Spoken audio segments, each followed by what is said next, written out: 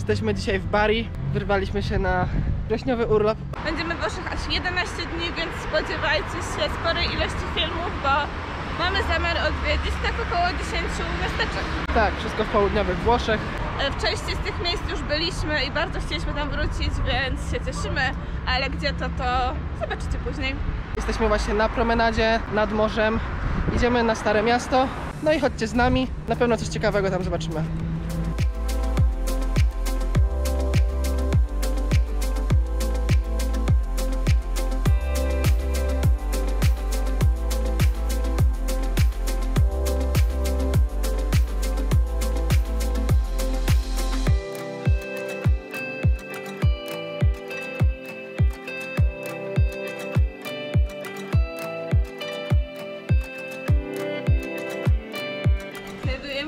Na ulicy, która jest nazwana nieoficjalnie Via Orchietetta od makaronu, który się tak właśnie nazywa, na pewno wymawiam to źle. W każdym razie uliczka charakteryzuje się tym, że mieszkanki wychodzą sobie tutaj na ulicę i na stołach lepią makaron, po czym odkładają go do wyschnięcia i można go kupić i myślę, że nie mieszkamy tak też zrobić. To podejdźmy bliżej.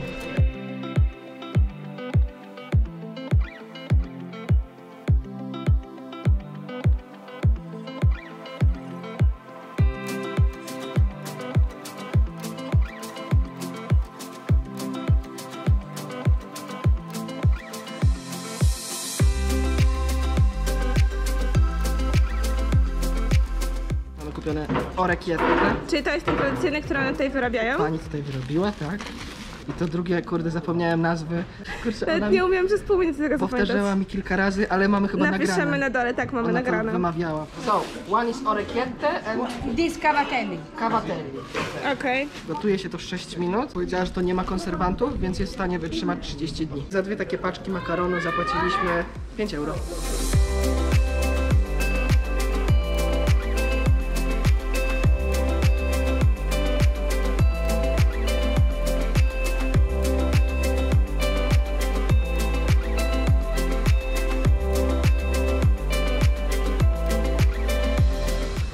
To, co ja lubię najbardziej we Włoszech, czyli ciasne uliczki, balkony, suszące się pranie, taki klimat południowych Włoch w najczystszym wydaniu. Brakuje jeszcze jakiegoś samochodu albo nawet skutera, który by się przeciskał przez tę ulicę. I miło, bo o dziwo nie śmierdzi. Tak.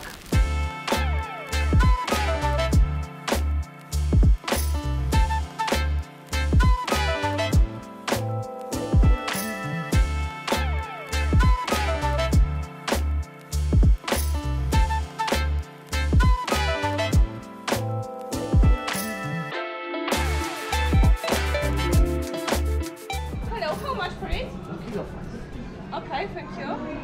Ile? Za 1 kilogram 5 euro. Czyli tak jak zapłaciliśmy chyba. No. A tutaj plac, na którym byliśmy pierwszego dnia. Patrzcie, jak wygląda w nocy.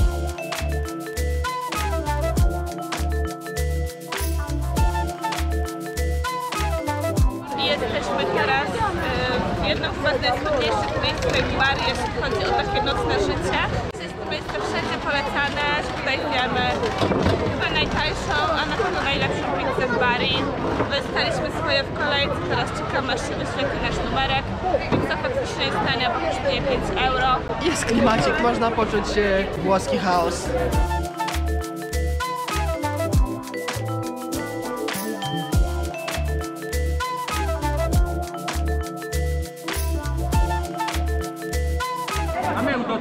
Pizza przyszła. Jedna z pieczarkami. I z kolą. Miałam pięknie zaprezentować wam pizzę, ale zdążyłam ją zalać kolą, także jedna jest z szynką i kolą, a druga jest z pieczarkami.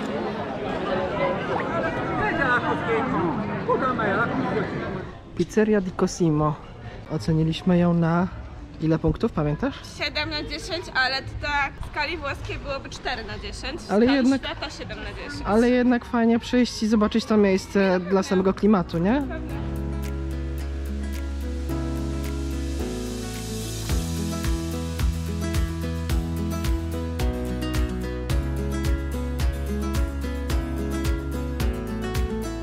Jesteśmy właśnie na głównym miejskim deptaku. Ulica nazywa się Via Sparano da Bari. Jest tutaj tylko ruch pieszy. No i tutaj też tętni nocne życie, więc jest tutaj gwarno, szczególnie po zmroku.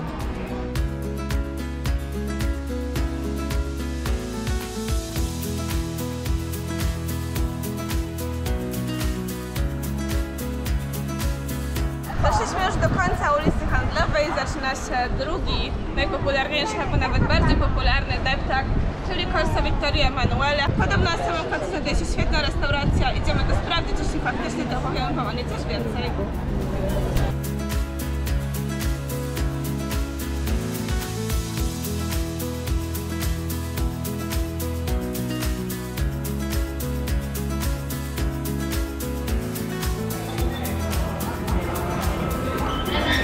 Patrzcie, jakie to mamy pyszności. Można zjeść teraz, ośmiornicę.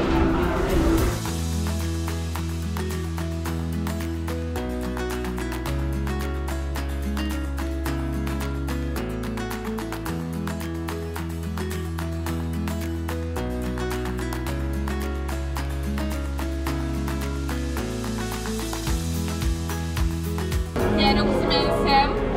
Super. To jest jakaś chyba mozzarella.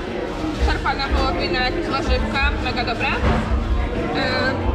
Ziemniaczki takie zwykłe, pulpety też tak powiedziałam, zwykłe i mają lepsze. Więc jak coś to bierzcie pierogi. No zdecydowanie polecanko. Najlepsze są te takie, właśnie nazywa Pancerotti, takie pierogi z czymś w środku. Za 10 euro my najedliśmy się dosyta, więc polecanko.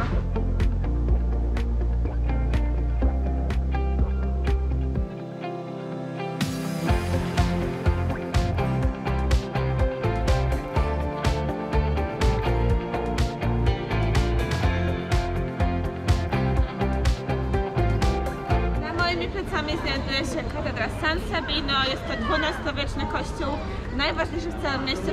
We wnętrzu znajdują się podobno piękne zabytkowe freski, idziemy to sprawdzić.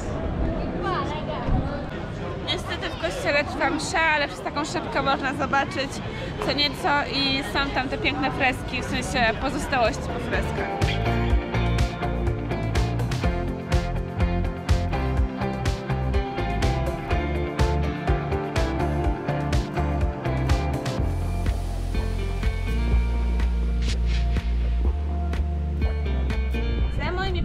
Jak widzicie, znajduje się zamek. Jest to Castello Normanno Sfevo, który został wybudowany około roku 1100.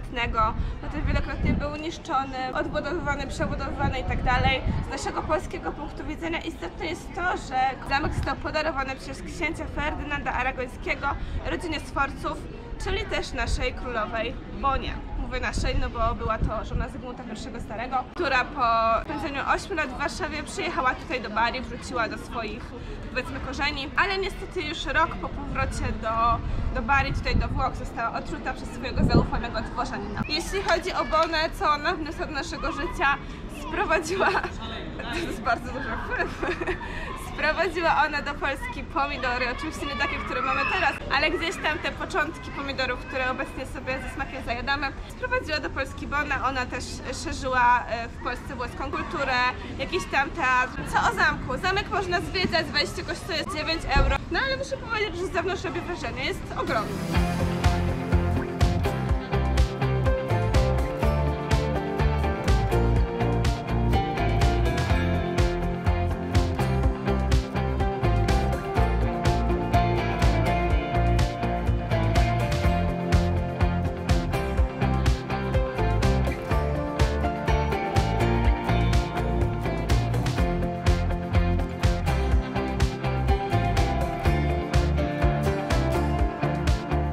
Dzisiaj są półfinały Mistrzostw Świata w siatkówkę i Magdzie bardzo zależy, żeby zobaczyć ten mecz. Akurat dzisiaj grają Włochy, więc zobaczymy, czy będzie tam dużo ludzi, czy będzie fajny klimat kibicowski. I czy w ogóle będzie mecz. No.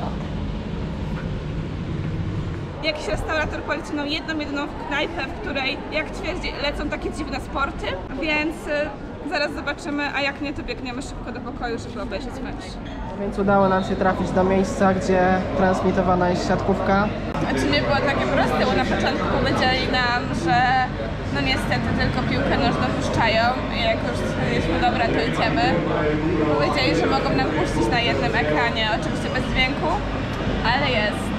Oni nawet nie wiedzą we Włoszech, że w ogóle jest ta impreza, że w ogóle są mistrzostwa świata.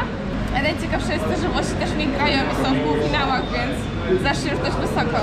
No ale piłka nożna rządzi.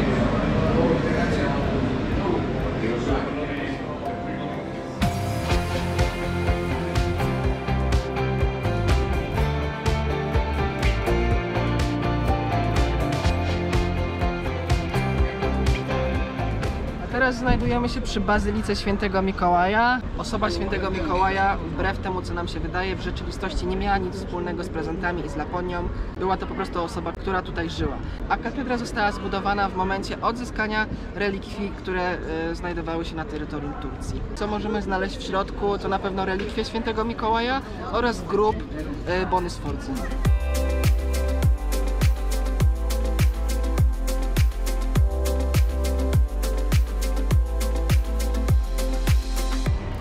Muszę powiedzieć, że mega ciekawy kościół. Nie dość, że z zewnątrz wygląda bardzo ładnie, to jeszcze wnętrza są piękne.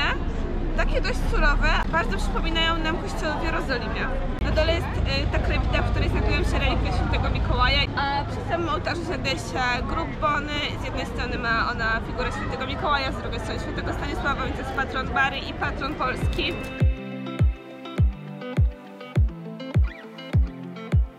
Teraz leci polecajka z naszej strony. Przy Bazylice Świętego Mikołaja znajduje się bar San Nicola, a dalej jest Orecchietta San Nicola. Można tutaj zjeść naprawdę bardzo dobry makaron, ten co oni tutaj wyrabiają w Bari. Za taki makaron w sosie mniej więcej jak ragu, czyli taki sos pomidorowy i do tego jakieś tam mięsko. Zapłaciliśmy 12 euro od osoby, do tego wzięliśmy sobie aperola za 7 euro od osoby.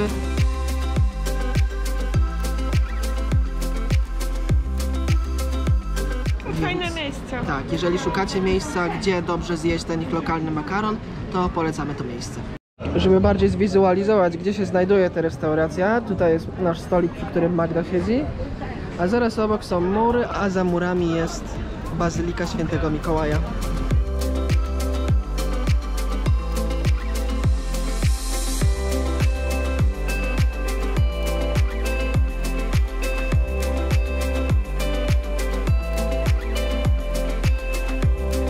No już jesteśmy na ostatnim spacerze. Myślę, że to jest dobry moment na podsumowanie i zakończenie tego filmu.